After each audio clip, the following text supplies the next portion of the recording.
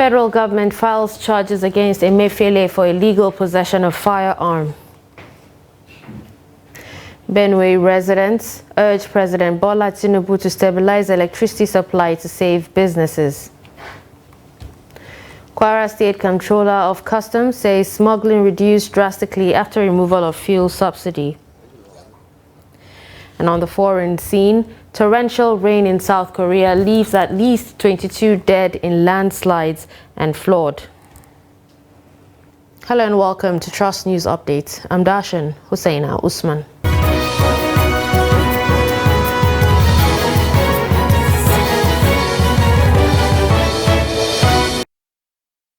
Now the news in detail.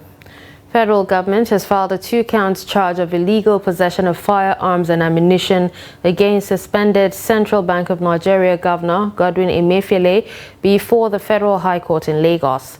The government in the charge sheet accused Emefiele of possessing a single-barrel shotgun Joseph Magnum 8371 without a license. The government maintained that the offense is contrary to Section 4 of the Firearm Act, Cap F28 laws of the Federation 2004 and punishable under Section 27, subsection 1B of the same Act. In the second count, the suspended Central Bank of Nigeria governor was accused of having in his possession 123 rounds of live ammunition without a license, which is contrary to Section 8 of the Firearms Act, Cap F28 laws of the Federation 2004 and punishable under Section 27, subsection 1B, 1IL of the same Act. The case is yet to be assigned to a judge. Emefiele has been in custody of the DSS since June 10th. The spokesman of the DSS, Peter Funanya, had said his detention was for investigative reason. And on security, troops of Operation Hatlet Ndaji on Friday rescued 9 kidnapped victims in the Bukuyum local government area of Zamfara State. The troops, while carrying out routine patrol and providing protection for farmers, acted on a distress call against armed bandits at Mailere village under the Gwashi local government district in the Bukuyum area. The troops mobilized swiftly to the scene of the incident and contact was made with the armed bandits at the entrance of the community. However, the troops engaged the armed bandits with superior firepower, forcing them to flee and abandon the 9 abductees. The victims were said to have been successfully reunited with their families. Meanwhile, the operatives of the Nigerian police force in Nasarawa State have arrested 30 suspected criminals for allegedly committing various crimes ranging from kidnapping and possession of dangerous weapons and ammunition in the state. The state's police public relations officer, DSP Ramhan Nansel, parades the suspects in Lafia, the state capital, on Friday before journalists. Umar Mohammed sends the details. Parading the suspects, DSP Nansel announced the arrest of a suspected kidnapper, Zakari Umar, who has been on the watch list of the police command. He was arrested after painstaking efforts, according to the police spokesperson. Also known as Denwujin, a male 28 years old of Mahanga village, Awe, was arrested in connection to the offense. Investigation revealed that the suspect called his victim on phone, threatening him. The kidnapped victim says the suspect called him on phone and threatened him. Due to the fear of being kidnapped, the victim was coerced into paying the sum of 1,150,000 naira to the suspect as ransom. I saw about 15 people sleeping in one room. That is in the room and parlor. We are not kidding us. We were kept here for almost 2 weeks without food. Not even water to drink. Upon his arrest, the suspect led police operatives to a farmland where the sum of 750,000 naira was recovered. Other suspects arrested for committing various crimes from kidnapping and armed robbery have confessed to their crimes. The police say all suspects will be charged after completion of ongoing investigations. Adamawa State Governorship Election Tribunal has fixed July 21st for final judgment in a petition filed by the SDP governorship candidate Umar Ardo seeking for cancellation of the election. At a resumed hearing in Yola on Friday, the tribunal listened to arguments of legal counsel to parties in the matter. Salis Lawang has the report. Ardo approached the tribunal seeking for the cancellation of the 2023 gubernatorial polls based on a number of issues, including alleged violation and substantial non-compliance with the Electoral Act during governorship election in the state. The SDP candidate asked the tribunal to order INEC to conduct fresh polls in Adamawa due to alleged violation of its electoral guidelines and principles laid down in the Electoral Act 2022. Counsel to the INEC, Abdullahi Ibrahim, son, urges the court to discountenance the positions of the petitioners on the grounds that the electoral body has conducted a credible polls. INEC on its own part, the chairman directed should be here, and he sent somebody. And they said in the absence of their witness, they want to close their case. So be it, and we don't have any objection to whatever they want to do. So that is what has happened. They have closed their case. And on our own part, because they didn't call that, we don't feel there is any need for us to call any evidence. So we have also closed our case for us to address the court on points of law. Simple. But the lead counsel to Dr. Umar Ardo, Sylvester Ihunobe, son, argued that incontrovertible and documented evidences showed that INEC failed to carry out credible election, including suspending the 18th March polls and the legal actions it took against the suspended commissioner. A subpoena is a court order where we leave that to the courts. But importantly, the case of the petitioners is actually proved from the document of INEC itself. And you can see that the court admitted that document is uncontroverted. So we closed our case on that ground, and they asked them to respond. As it is, they said they are not objecting, and they have no witness or document to tender. So they led no evidence. That's why the court now adjourned. The tribunal judge, Justice Theodora Obi Oluru, adjourned the case to July 21st for final judgment in the case. Silas Lawan, Trust TV News, Yola. The parliament is seen as the bastion of democracy in a presidential system of government. So many petition cases have emanated from the 2023 general elections, but the attention of media seems to be focused on petitions at the Presidential and Governorship Elections Tribunal. Yusuf Akogu interrogates why there is a glaring neglect of cases involving national and even state assembly elections.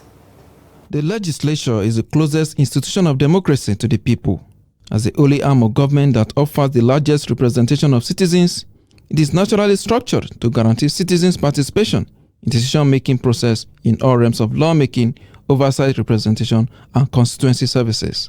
In spite of the fundamental role the national and subnational legislature play in a democratic system, many Nigerians are not concerned enough about this arm of government. Some citizens are concerned not much priority has been given to the coverage of the judicial proceedings of the National Assembly election petitions. Don't want people to start, further demeaning this democracy. The media, as an appeal, we have to rise to the occasion and ensure that people knows about when the election petition tribunal for presidency is going on. Almost every Nigerian on WhatsApp, on Facebook, on social media, on TV, or even in print media, they know everything about the facts of that case. But in the National Assembly matters, people hardly know anything going on, and any judgment can come, and which may affect the people. Another thing is that the media is the only body that can effectively exercise oversight on the judiciary. Myself, I don't even know if my representative is in court or not. If there's any conversation about that, I've never seen it on the print media, I've never seen it on on television. So this conversation is very important because we cannot suppress, we cannot allow the system or the executive or whichever or the judiciary to suppress the visibility of the legislature. If the general public believe that lawmakers are critical stakeholders in a democracy, who then should be blamed for the lack of attention from the media? The media has the responsibility of educating and enlightening the citizens that you guys, where you focus your attention may not be where your help lies. And then educating constitutionally and the roles each of these layers of government play. The imbalance in the reportage of election petitions emanating from legislative elections cannot be denied. The onus is therefore on watchdog institutions to retool the approach to election petition reportage in Nigeria. Yusuf Akogo, Trust Television News, Abuja. As President Tinubu requests legislative approval to distribute palliatives to Nigerians, some residents of Makurdi say improving power supply alone will encourage entrepreneurship. The residents are worried that poor public supply of electricity has worsened the economic situation in the state. Jimmy Adzande has the report. Small-scale business owners in Makurdi say unstable power supply is an impediment to their businesses through bogus billing and epileptic supply. In terms of palliatives, the way I've seen it, I believe that as a businessman, the federal government should be able to put the money meant for palliatives in trying to strengthen the way that light will be supplied in Nigeria. Because if the power companies are generating power in such a way that small business can be able to work on their own and be able to carry out their businesses efficiently, I believe that will boost small, medium scale enterprises. Because of the hike in diesel and the hike in fuel, that really cause a lot of harm to our business. We want to make a lot of profit where we do. You can use every day we spend up to 10,000 for diesel. Like that costs about a job that costs about 3,000 naira, spend more than 10,000 on diesel. That really causes a lot of harm to our business. We can't afford to run business with diesel. It doesn't pay at all. The residents urge President Tinubu to direct his palliative to infrastructure like power supply, as they said this will serve better than sharing stipends to the public. In a country where electricity has been epileptic for so many years, and with billions of naira spent, I remember the Obasanjo government spent a lot of tens of billions of naira on electricity, but today it's still epileptic. So it's a good thing for the president to pick it as one of the issues he wants to tackle. And it's also a good thing that the purported the news that they were going to increase the tariff 1st July was shelved aside, so that the burden on the average people would reduce. Know that power is one of the major requirement for survival of businesses. And if power alone is taken care of in this country, you see a lot of small and medium-scale enterprises springing up and sustaining themselves. While a positive response is awaited from the electricity bill that was signed into law recently, allowing states to generate and distribute power, businesses are falling up due to inability to cope with the lack or high charges of electricity supply in the state. Jimmy Azandi, Trust TV News, Makurdi. You're watching Trust News Update, a recap of our top stories. Coming up now,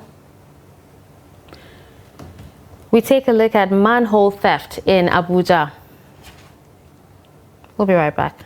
Hello and welcome to Book Review on Trust TV, where we talk to African and international authors. You'll see if you're reading a Chinua Achebe book, you can almost hear the Igbo behind the English. From memory, I was able to come up with that. Of course, I also had to do research. I tried to tie it to colonial era. I wanted to show the impact they had on the Fulani culture when they came. Teacher librarians are those who are librarians, but they also teach. They teach the use of library, the use of books. Because if you don't teach, these children, make it part of them, they will not be in love with it. And then you have to select, the kind of book that would encourage them to read.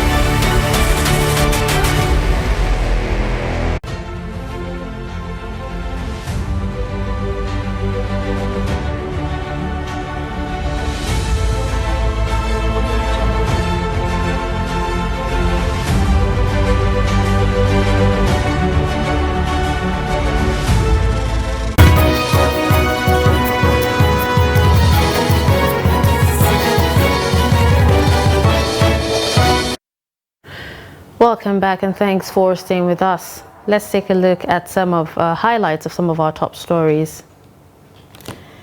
We told you that federal government files charges against Emefiele for illegal possession of firearm. We also told you that Benue residents urged President Bola Tinubu to stabilize electricity supply to save businesses. Moving to other stories, Comptroller of Customs in Kwara State, Kende Lesomi, says fuel subsidy removal has helped reduce smuggling of petroleum products outside the country through the borders in the state. He said fighting and pursuing the smugglers, especially along bushes, is not a mean task. The announcement of removal of fuel subsidy by President Ahmed Bola Tinubu, he added, has reduced the volume of fuel being smuggled along the border areas in the state, as most of them could not afford the huge sum required. Collaboration of people living in border areas not to hoard information or collaborate with economic saboteurs of the country, he added, will go a long way in helping the command. Economically, when you look at the price per liter was 185 naira. And the price in Kwara, Ilorin specifically, has gone to about 500, between average of 515 and 513. The propensity capacity of individual to purchase volume of PMS has been reduced. It is not easy to completely eradicate smuggling. We can only mitigate it to the barest minimum. And let me quickly say that even the federal government, if that had been possible, I wouldn't have been here. While some of them will be on motorcycles like this, we are inside our vehicle. Some can decide to be on motorcycle with arms and ammunition. I pray you will not lose your children. Amen. So please, whatever you can do to let people understand that even this one that we have been able to seize is at the jeopardy of our lives. Theft and removal of manhole meant to cover public utilities in Abuja is posing a risk and safety concerns to human lives and properties among residents. However, Police Commissioner in the capital city, Haruna Garba, said some arrests of perpetrators have been made and some of the stolen manholes recovered. The report. Manhole gives access to public utility for maintenance purpose, but manhole cover in Abuja are stolen and sold. Many residents said the trend, if left unchecked, can lead to unpleasant consequences. Police Commissioner Haruna Garba urged residents to contribute their quota in arresting the situation to bring an end to this vandalization. What they should do as a patriotic Nigerians is to alert police and other state security agencies to apprehend them. But where you see them and you turn your ways to the other side, you are not patriotic enough. And in any case, as a private citizen, you can make arrest and then hand over to law enforcement agencies immediately after that arrest. When you see a scavenger removing manhole and you are 2 or 3 of you can apprehend one person and stop that act from taking place, and then you report promptly. Some Abuja residents said that the scavengers, also known as Babambola, are to be blamed for this theft. All these Babambolas, all these scavengers, they are the people responsible for removing all these things. And the danger of this is, if it is the night, when there is no light, when vehicles enters, it can tumble or it can burst your tire, and that will lead to an accident. Months back, I came back from Mox. Although it's my fault, I concentrate on my phone. So I mistakenly fall inside the manhole and I was injured in my leg. Those Agboro, those Babambora, that is my understanding. Because there's no one can come and remove those covers. Lack of maintenance and continuity. I believe these things were provided by somebody. And maybe the next person that took over felt unconcerned. The only thing I know government can do is to provide security for all these things. You can see it is a hole. Maybe it's deep enough that someone can hide inside. Those that are removing it, they should be able to be arrested because by doing that, if they leave it like that, everything will be damaged in the country. There should be a special maybe task force that will be patrolling the road, I think, every day. That is what government should do. And if there are ways they can do that, they cannot be removed. That is left for the government to do that. They called on government to ensure measures are put in place to bring an end to this incessant theft of the manhole covers across the city. Dokazala, Trust TV News, Abuja. As part of efforts aimed at promoting awareness on climate change in the country, stakeholders on climate change met on action points from government at all levels and residents. The stakeholders stressed the need for a knowledge-based approach to environmental protection. Habiba Ajayi has more on this. In spite of the awareness of climate change in Nigeria, there are still high records of variable rainfall, flooding and increase in temperature across the country. This global warming is also said to contribute to disease outbreak. To counter the negative consequences of global warming, the federal government has urged to equip teachers with necessary trainings on ways to pass the knowledge on the students. The issue is simple. We don't have an educational architecture that helps people develop self-initiatives or self-ability to solve problems. We are basically people of academic, learned individuals, fast in ability to read, write, but not competent when it comes to skill-based engagement. And that's where the problem lies. Teachers need training, lots and lots of training, because this is a wave, and it's expected that they get the right skills to impact to those children. Also, we need funds to make sure that these teachers are well trained and equipped in the skills. However, climate change knowledge is said to be taken to formal and informal sector for maximum caution against the menace. To foster a robust conversation towards enlisting climate education in the COP28 agenda for Nigeria. The reason that we had thought of this is because we believe that we don't want to use one size fits all. There might be different interest groups that have different inputs to make into how the education conversation should go in COP, coming from both the formal sector and the informal sector.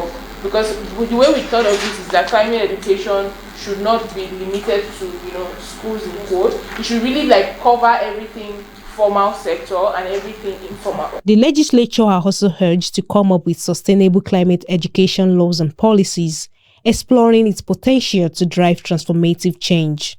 Climate change should be like a standalone subject. There should be a law mandating that climate change should be a subject that should be studied in school or in schools as well. Must, not leaving it to just if you want to, right now it's as if you want, you can do. And also if you check the Climate Change Act, even though there's space, there's provision for climate education, but it's not well spelled out. So maybe that law can help us break down how this education should go. Maybe there's need for us to make a new law that will mandate the enforcement of laws that already exist. All hands must be on deck to bridge gaps and enhance quality of climate education in schools. Abibat Ajayi, Trust TV, Abuja. Away from Nigeria, at least 22 people have died and 14 more are missing after heavy rain caused flooding and landslides in South Korea, officials said Saturday, with thousands more ordered to evacuate their homes. South Korea is at the peak of its summer monsoon season, and there has been heavy rainfall for the last 3 days, triggering widespread flooding and landslides and causing a major dam to overflow. The Interior Ministry reported that 22 people had been killed and another 14 were missing in the heavy downpours, mostly buried by landslides or after falling into a flooded reservoir. Majority of the casualties, including 16 dead and 9 missing, come from North Gyeongsang province, largely due to massive landslides in the mountainous area that engulfed houses with people inside. South Korea's Yonhap news agency had earlier reported 24 deaths, citing local disaster relief officials. The Interior Ministry said more than 6,400 residents in the central county of Gyeosan were ordered to evacuate early Saturday as the Gyeosan Dam began overflowing and submerging low-lying villages nearby, adding that some of the people who have been reported missing were swept away when a river overflowed in North Gyeongsang province. And finally, in sports, Super Falcons midfielder Tony Payne has declared the team's readiness to fight for honors at the 2023 FIFA Women's World Cup. The 9-time African champions will be making their 10th World Cup appearance in Australia and New Zealand. Nigeria's preparation for the global soccer fiesta had been marred by the war of words between the head coach Randy Waldrum and the Nigerian Football Federation. Despite that, the Super Falcons have been preparing hard for the competition in Brisbane, Australia. Waldrum's side thrashed the Australian side Queensland Lions FC 8-1 in a test game on Saturday morning. Reflecting on the team's impressive performance, Payne said they are ready to face any opposition at the World Cup. And with that, we've come to the end of Trust News Update. Don't forget to follow us across all our social media platforms. I'm Darshan Hussaina Usman. Thanks for watching.